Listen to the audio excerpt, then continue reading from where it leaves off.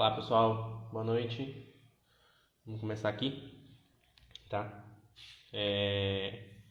Esperando o pessoal chegar, beleza? Enquanto isso, for dando uma revisitada aqui. E aí, Bruno, seja bem-vindo aí, Nuno, pessoal que tá chegando, tá? Vão se acomodando aí, beleza? Tô só dando uma folhada aqui, esperando vocês chegarem. Boa noite aí, meu caro. E aí, Lucas? Boa noite aí, Emanuel. Boa noite. Explicar primeiramente por que eu resolvi fazer esse negócio aqui. Alguém até mandou lá, mas cara, você é louco, você já tem a página lá, História Católica e tal, por que é muito conteúdo, etc. Por que você está indo lá pro seu perfil pessoal, jogando negócio lá, etc. Duas coisas, tá? Primeira coisa, porque eu pensei mesmo realmente esse ano estudar o catecismo. Eu já li umas 5, 6 vezes isso aqui mais ou menos, tá? Tive que comprar um novo, porque o meu que eu tinha lá estava meio acabado. Então comprei esse novo quando eu vim me mudar para cá, né? Ó minha mãe aí. Boa noite, mãe. Seja bem-vinda.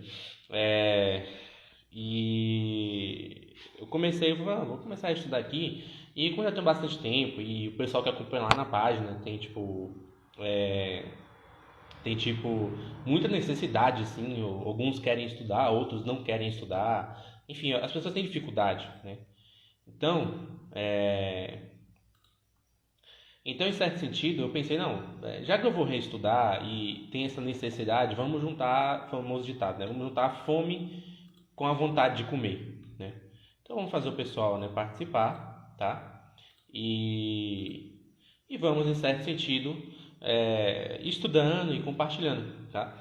O objetivo não é chegar, vamos pegar aqui um trecho grandão, não, até porque teve outro motivo também, que é essas conversas aí. Enfim, eu fui começar a estudar alguns temas a mais, tipo, sei lá, liturgia, etc. E falei, caramba, tem tanto trecho dentro do próprio catecismo que você lê assim, é uma coisa assim riquíssima, assim, maravilhosa, entendeu? Você pode tirar muita coisa dele, muita mesmo, entendeu?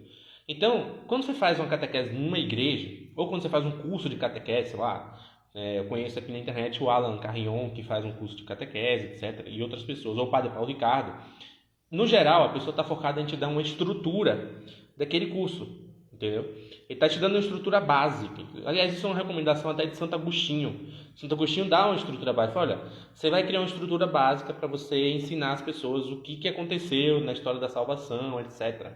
Né? Então é isso. Boa noite, Tassi. Seja bem-vinda.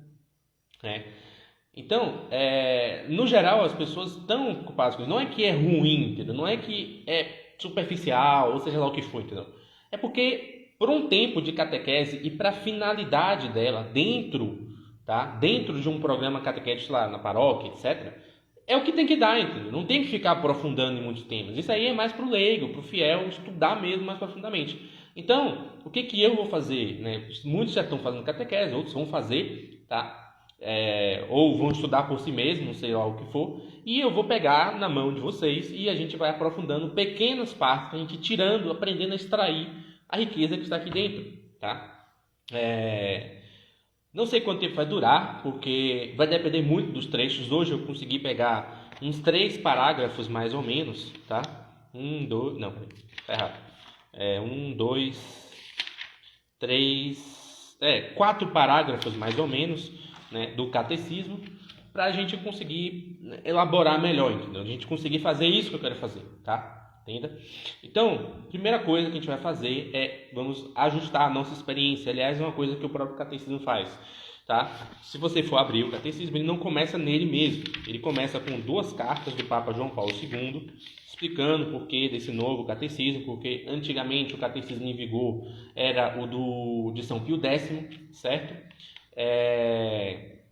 Enfim, é o meu padrinho aí perturbando. Cadê o fone do conde? Tá aqui, mas eu não vou usar não. Enfim, então ele começa com 2 cartas, tá? 2 cartas do Papa João Paulo II, explicando, né, esse catecismo, fala dos benesses dele, etc e tal. E, enfim, depois ele parte para a primeira sessão, tá? Ele explica anteriormente, tá? que o próprio catecismo vai seguir uma estrutura. Ele é dividido em 4 partes. A primeira parte vai ser uma parte sobre o credo, tá? Ou seja, vai falar de todo o credo, aquela oração que a gente reza na igreja. Creio em Deus Pai Todo-Poderoso, Criador do céu e da terra, tá? Então ele vai passar por cada frase desse símbolo apostólico e vai introduzir temas relativos à fé da igreja, certo? Depois ele vai passar pela parte dos sacramentos. Por quê? Porque os sacramentos eles fazem parte da vida cristã. Ou seja, confissão, ele vai explicar tudo isso, certo? Não é, a fé, como eu já falei várias vezes lá na página, não é um mero conteúdo a ser aprendido, tá? Depois, na terceira parte, ele vai falar dos mandamentos, né? Ou seja, o que Deus nos pede. Por fim, ele vai trazer uma sessão específica sobre oração. Ou seja, vai estar ensinando ali o que é oração, vai estar exemplificando ali, tá? Esse é um ponto importante, né? Boa noite aí, Michele, Breno, Lopes, pessoal que eu já conheço de lá, galerinha boa.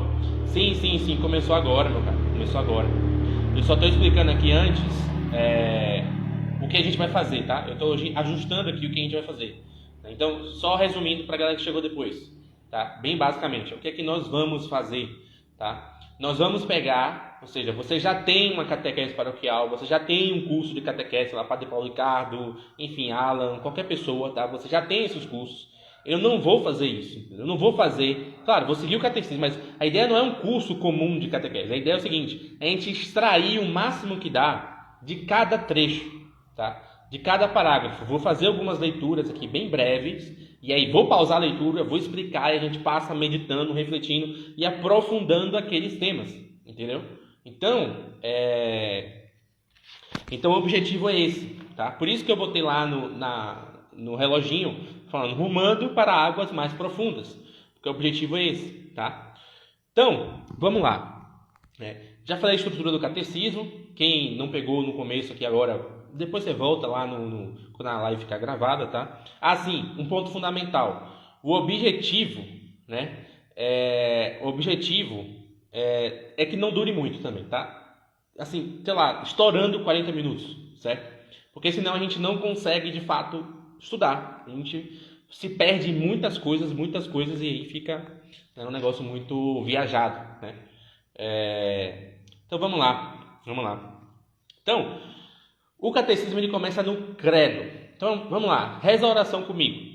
Creio em Deus Pai Todo-Poderoso, Criador do céu e da terra, e em Jesus Cristo, seu único Filho, nosso Senhor, concebido pelo poder do Espírito Santo, nasceu da Virgem Maria, padeceu sob Pôncio Pilatos, crucificado, morto e sepultado, desceu à mansão dos mortos, ressuscitou ao terceiro dia, subiu aos céus, está assentado à direita de Deus Pai Todo-Poderoso, de onde há de vir a julgar os vivos e os mortos.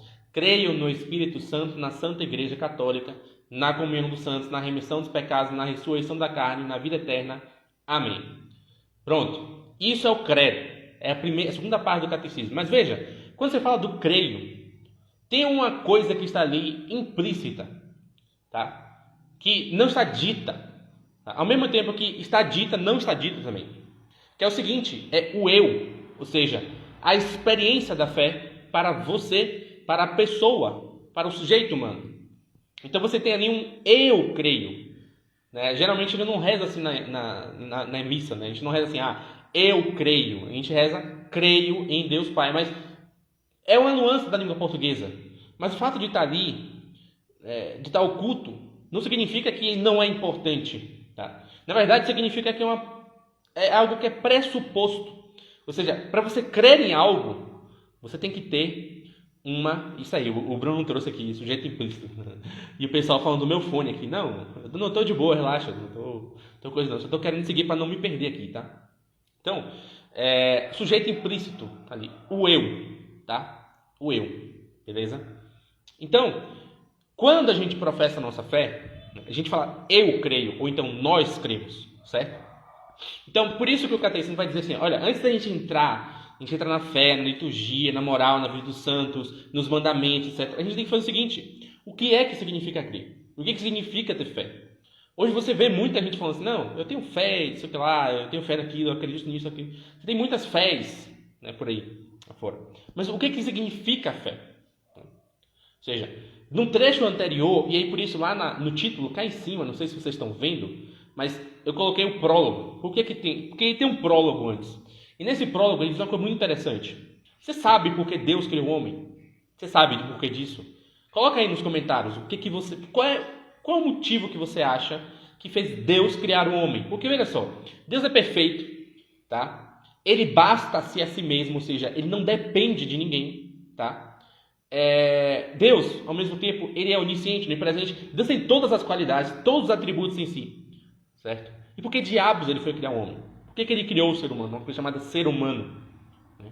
Então, o que você acha? Diz aí. Entendeu? Vou aproveitar e beber água aqui. O Breno falou, benevolência e amor. Porque ele amou, expressão do amor. Pronto, todo mundo está sabendo isso aí. Maravilha. Graças a Deus, todo mundo recebeu o básico de catequese para saber por que existe. Tá? Ou seja, Deus,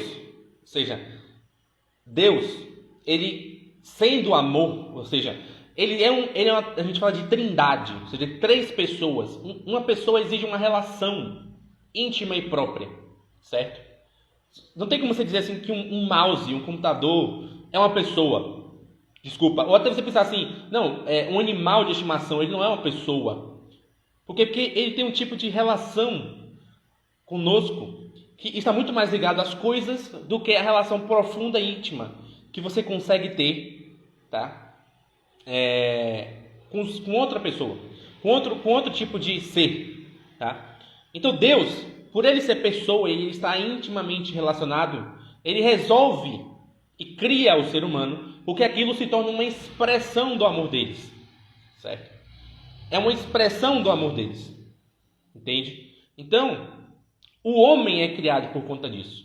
E aí o catecismo vai dizer que a fé do homem, tá? E veja, ele não está falando aqui de revelação ainda, ele não está falando ainda, tá? De, sei lá, da doutrina, ele não está falando de nada disso. Está falando o seguinte, olha, quando o sujeito, qualquer sujeito que for em qualquer lugar do mundo, ele para olhar assim, no final do dia dele, e ele bate no peito dele e diz assim, eu creio, eu acredito que há um Deus, que existe Deus, né? Quando ele não é um insensato, o Salmo vai dizer, né? Um ímpio, um insensato diz, não há Deus, não existe Deus, né?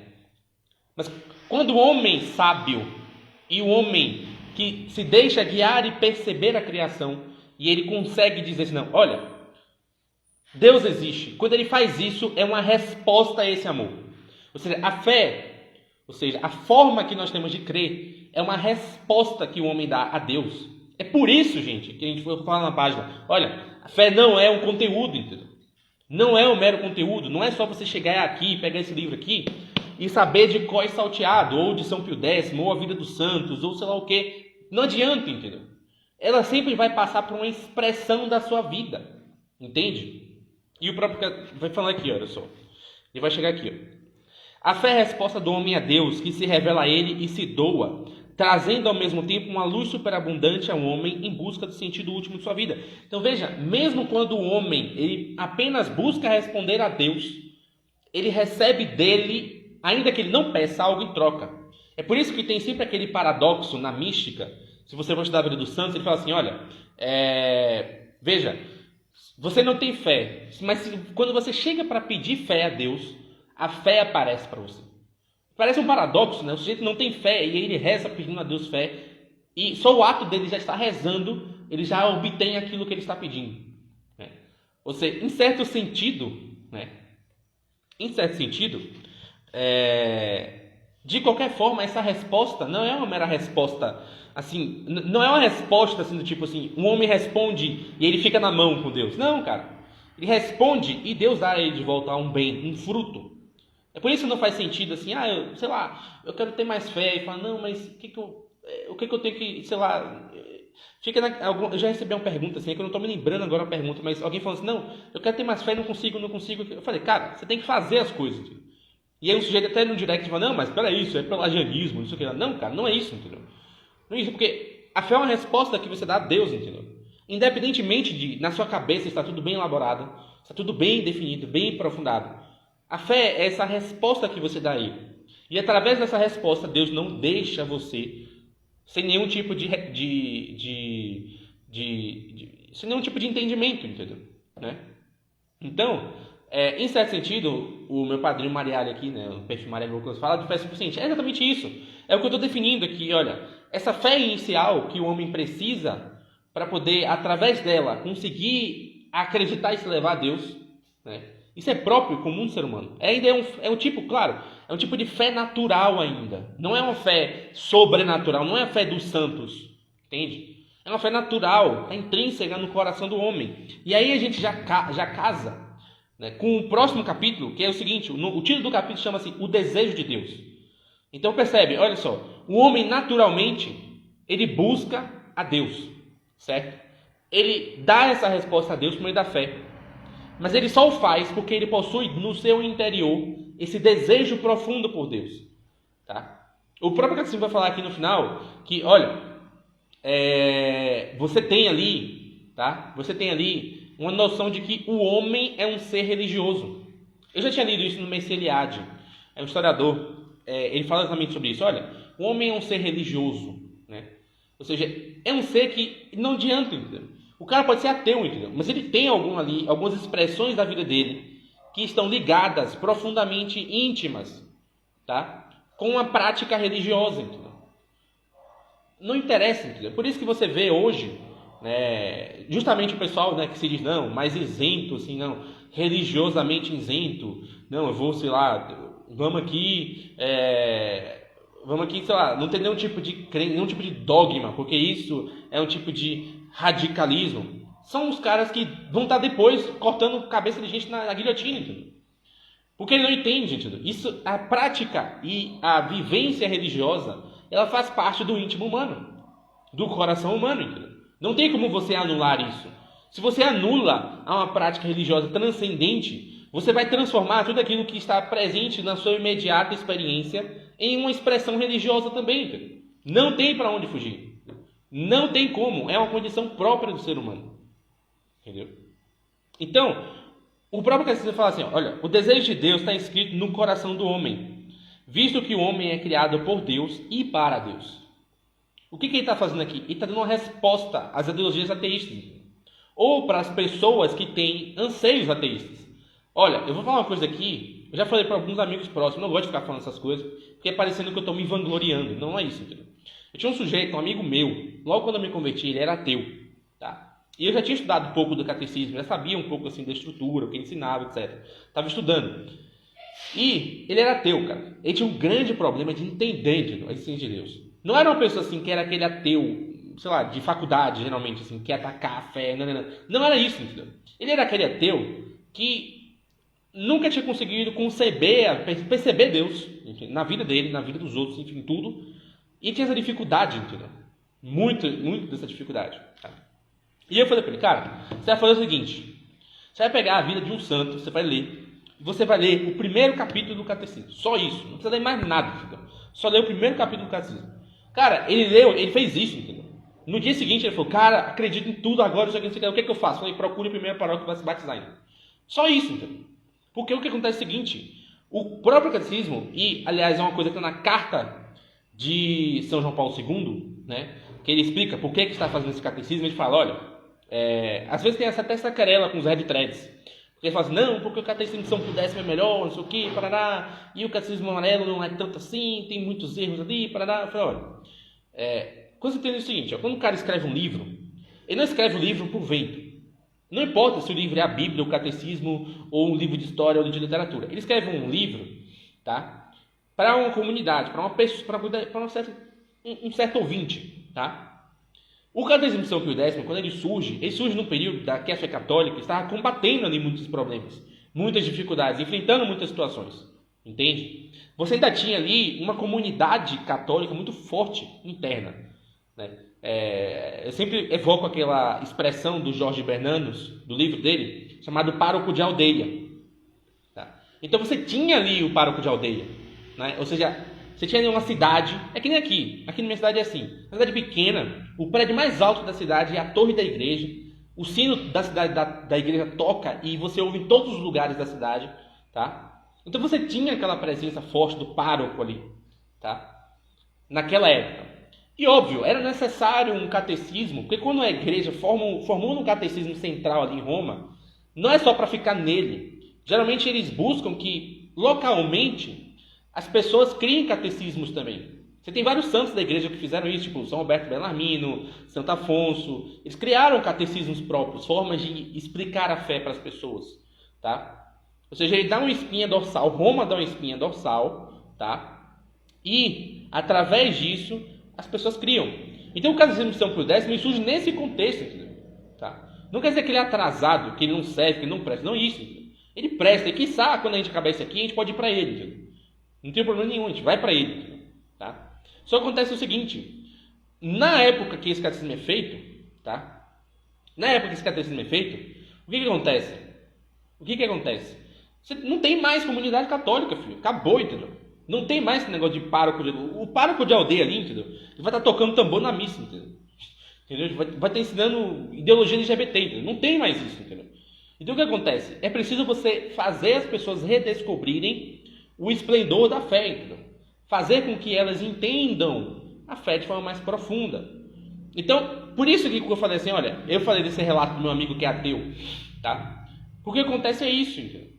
O objetivo aqui é demonstrar a beleza que está por detrás da fé e que muitas vezes não é acessível, tá? Então, vamos lá. Ele fala assim, ó, ele cita aqui uma Constituição Apostólica do Concílio Vaticano II. O aspecto mais sublime da dignidade humana está nessa vocação do homem à comunhão com Deus, tá? Ou seja, é porque Deus o criou por amor e por amor não cessa de dar-lhe o ser. Então, Deus continua criando. Deus continua criando, não em sentido próprio da palavra, mas ele continua mantendo a sua criação no ser, em especial o homem. E o que dá dignidade ao homem é essa busca por Deus. Por isso que o mundo de hoje, você vê todo mundo falando de dignidade, dignidade da pessoa humana, dignidade da mulher, dignidade do negro, dignidade do LGBT, dignidade do que é que seja, entendeu? Né? Mas não adianta, entendeu? As pessoas continuam sendo mais violentas, mais agressivas, as pessoas esquecem o valor que a vida humana possui, tá? Por quê? Porque o que há de especial no ser humano é esse desejo da fé que a gente está falando aqui desde o começo, entendeu? E que se você exclui esse desejo da fé, se você exclui, tá, esse aspecto transcendente do homem, tá, essa busca pelo sentido da vida, o homem perde a sua dignidade. É a consequência imediata e óbvia, entendeu? Não tem para onde correr isso, né? Não tem para onde correr, tá?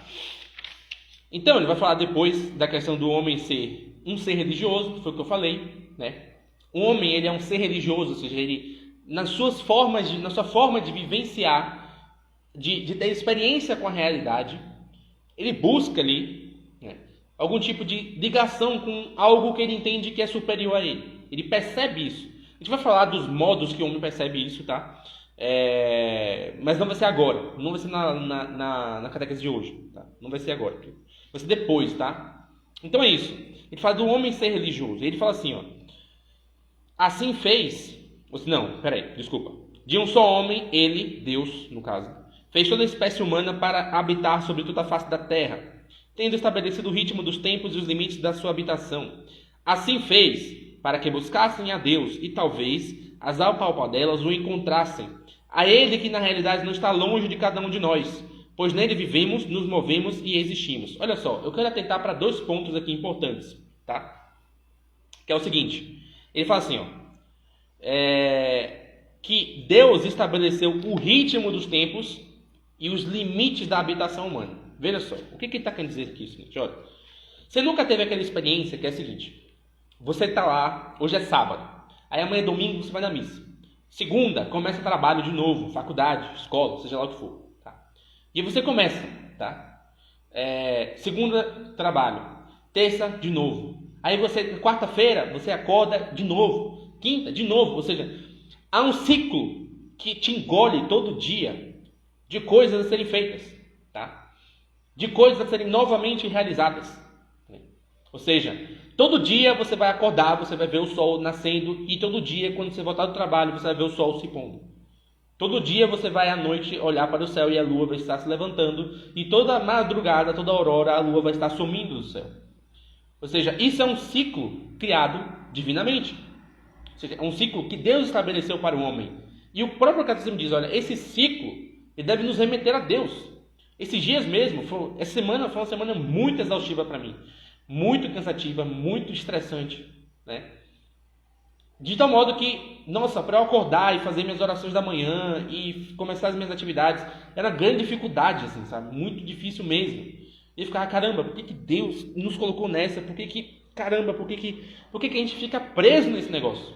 A sensação que você tem, se você fica só mentalizando a experiência, se você fica trazendo para a experiência somente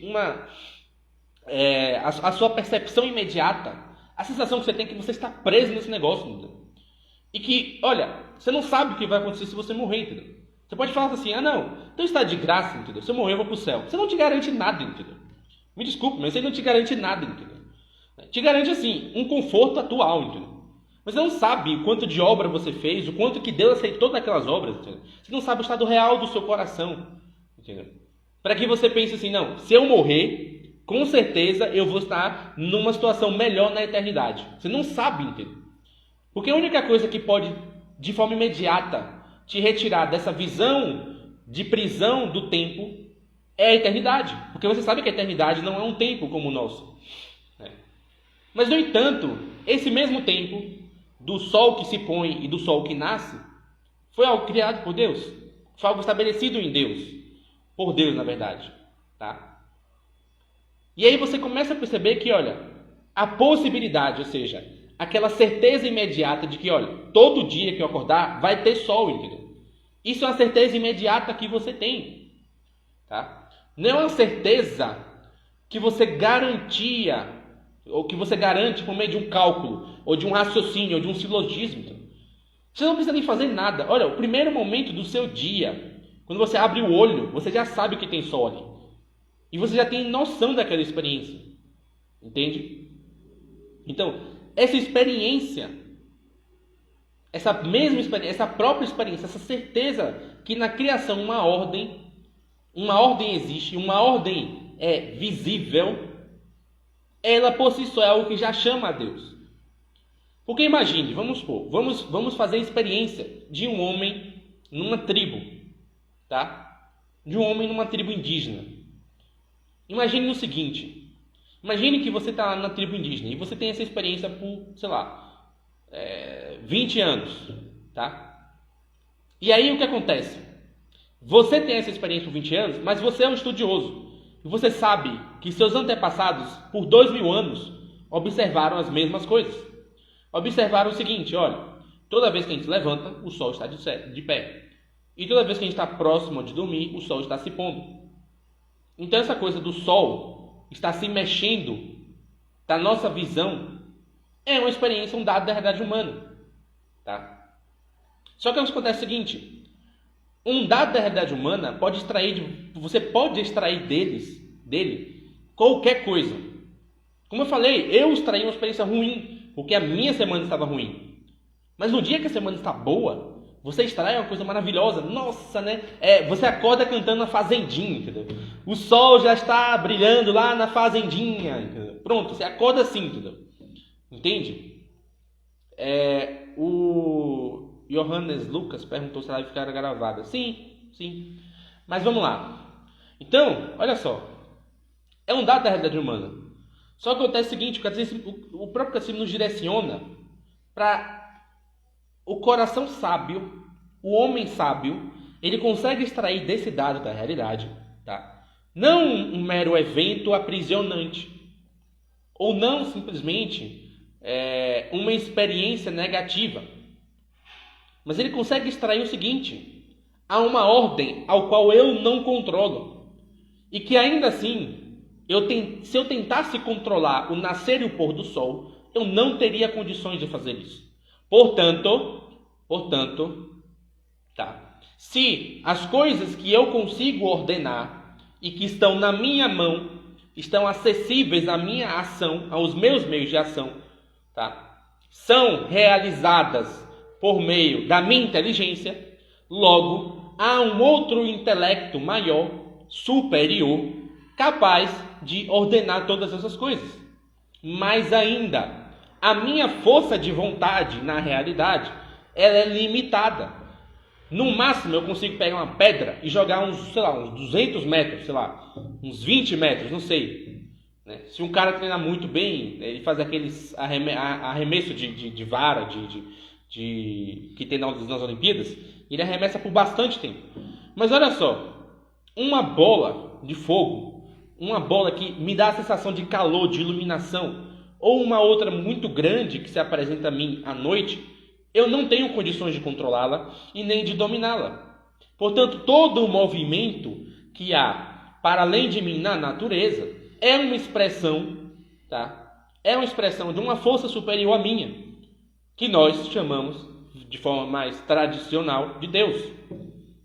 Certo? Então, quando o catecismo fala, olha, isso aqui é porque o homem é um ser religioso, é por conta disso, entendeu?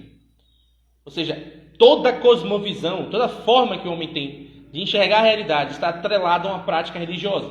Não me interessa se ele é ateu. Ele, sendo ateu, ele vai criar a religião dele. Tá? E olha, eu falei isso uma vez lá na página, olha, hoje o que a gente tem não é uma degeneração moral, como as pessoas falam. Os homens, o Ocidente, as pessoas aqui não estão degeneradas moralmente. Elas estão literalmente adorando o demônio.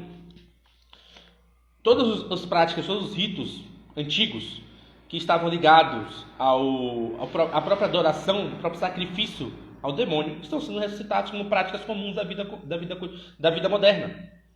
Um aborto, por exemplo. Então, isso tudo aí, tá, é uma expressão religiosa de uma religião satânica, demoníaca, de fato. Tá? Porque o homem tem esse coração religioso. Ele é um animal religioso. E não tem como não tem como você dizer assim, um homem está apartado da religião. Não tem como. Está no coração dele. Ele percebe. Olha só. O catecismo falou também, além da delimitação dos tempos, ele falou, olha, a limitação do mundo. Às vezes você pode pensar, por que tem tanta coisa no universo, assim, sei lá, tantas galáxias, estrelas e sóis e não sei o que lá? Por que a Terra é tão grande, entendeu? Por que você tem um oceano vasto, entendeu? Por que Deus fez assim, olha, a gente faz um continente aqui, e a gente faz 5 lagoas para cada continente, uns 3 rios, entendeu? E aí as pessoas vão ter água, pronto. Elas podem ter diversão também, porque elas podem se divertir na lagoa. Por que não foi feito assim? Entendeu? Por que teve que se fazer tem que se ter um oceano gigante, entendeu? Que de tal forma que tem lugar no oceano que a gente nunca vai conseguir explorar. Tem profundezas no oceano que o homem nunca vai conseguir explorar, entendeu?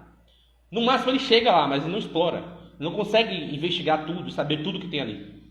Por que foi feito isso? Porque essa imensidão nos remete à imensidão divina. E da mesma forma como você tem uma ligação do Antigo com o Novo Testamento, se você pensar, por que o céu é azul e não laranja? Quer dizer, ele fica laranja quando o sol está se pondo, né? Mas por que o céu é azul e não, sei lá, roxo? E não, sei lá, verde oliva? Você nunca parou para pensar assim, o seguinte, olha, a cor do céu azul remete à cor do manto da Virgem Santíssima. Remete ao cuidado pastoril que a Virgem Santíssima tem para com seus filhos. Isso, óbvio, o cara que estava lá no Gênesis, escrevendo Gênesis, né, o povo de Israel, não ia ter acesso a esse tipo de revelação. Né? Mas é uma preparação, uma forma de Deus dialogar com o seu povo. É uma forma de Deus dialogar conosco. Pode reparar, você pegar as grandes religiões aí do mundo, né? A maioria delas tem algum aspecto feminino, tá? E que esteja remetendo a algo nessa tonalidade de cor. Porque o homem, ele olha, ele percebe. E o aspecto que ele tem do céu, quando ele olha para o céu, de forma terna, com uma experiência limpa, não, sei lá, com a revolta e etc. A experiência que ele tem é exatamente essa. De que aquilo nos acolhe, nos afaga. Pode reparar que a ira de Deus, quando ela desce dos céus, é sempre tempestades. O que acontece numa tempestade? O céu azul está coberto por nuvens de cor cinza. Entendeu? Então, veja, o primeiro ponto aqui que a gente tem que entender, olha, toda a nossa experiência com a vida, desde a nossa experiência básica do acordar e do levantar, e do ver a aurora do céu, um pôr do sol, ou olhar para o próprio céu, ela deve nos remeter a uma ordem, tá? Mas não uma ordem do tipo assim, não, racionalmente eu entendo que tem uma ordem aqui, entendeu? Que as coisas funcionam segundo fórmulas matemáticas. Não é isso, tá? Não é isso. É o seguinte, é que cada aspecto dessa ordem é um cuidado, é uma expressão daquele amor que nós falamos no primeiro começo da live. É uma expressão daquele amor que chama o homem para si de volta. Ou seja, é um discurso do próprio Deus chamando o homem para si. Do próprio Deus puxando o seu coração para Ele. E aí quando a gente está, o que nos impede, a gente vai falar disso em algum momento lá na frente do pecado, né? Ou seja, quando a gente está numa experiência ruim da própria realidade, a tendência que temos é exatamente isso, é negar. Só que não adianta você negar, porque você vai transformar isso em um elemento religioso. Porque isso está inserido no coração do homem. Está inserido na sua experiência fundamental da realidade. Talvez os homens, sei lá, você pegar numa tribo, assim, um cara mais comum, entendeu? Né? Ele não tem essa capacidade de fazer isso. Mas olha, você tem sempre, em cada lugar do mundo, pessoas com dom da sabedoria, com sabedoria de fato, um conhecimento acumulado. E através desse conhecimento o homem consegue dar uma resposta àquilo que ele está enxergando todo dia.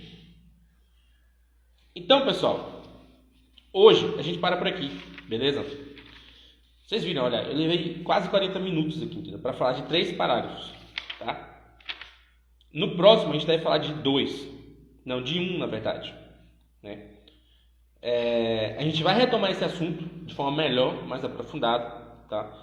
Eu vou falar de uma outra situação que está aqui, que eu vi que está um pouco deslocado de tudo que a gente falou aqui, certo? Mas é isso.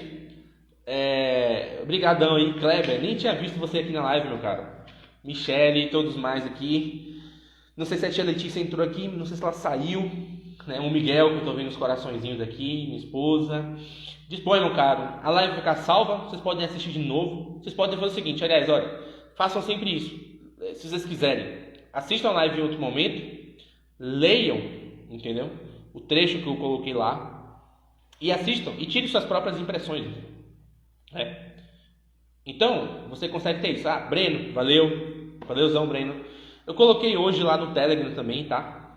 Que coloquei só com chat de voz, beleza? Mas é isso, eu vou fazer sempre por aqui. E todo sábado, 8 horas, tá? A gente está aqui. Olha, lembre do que São José Maria Escrivá fala: começai de todos, perseverai de santos. Entendeu? Então, olha, persevere, entendeu? Se você vê assim, olha, cara, eu quero realmente aprender bem, eu quero aprofundar aqui os temas, eu quero pegar as riquezas que estão escondidas dentro da doutrina católica. Chega aqui e cola em nós, entendeu? Cola na gente aqui, que é o que eu vou estar fazendo aqui todo sábado, domingo. Ou todo sábado às 8 horas. Quando não puder, eu vou avisar para vocês, sei lá, algum motivo. Por exemplo, o meu filho Augusto está perto de nascer. Pode ser que ele nasça. E se ele nascer, ó, gente, não vai ter por conta disso, isso, aquilo, outro. Mas, no geral, a gente tem esse encontro marcado, 8 horas, todo sábado. Beleza? Então é isso. Obrigado novamente a presença de vocês. Muito obrigado, Breno, Bruno. Rezem pelo parto. Obrigado, nós somos pais aí de primeira viagem. Rezem pelo nosso parto. E todo dia que vocês forem rezar, rezem pelo parto da Lucimar. Beleza? E não se esqueçam, tá? 8 horas toda vez estamos aqui nesse encontro marcado. 40 minutinhos para a gente meditar aqui. 2, 3, 1 parágrafo do catecismo. Beleza? Até mais aí. Fiquem com Deus. Eu tenho que o meu hambúrguer está esperando lá. Abraços, fiquem com Deus.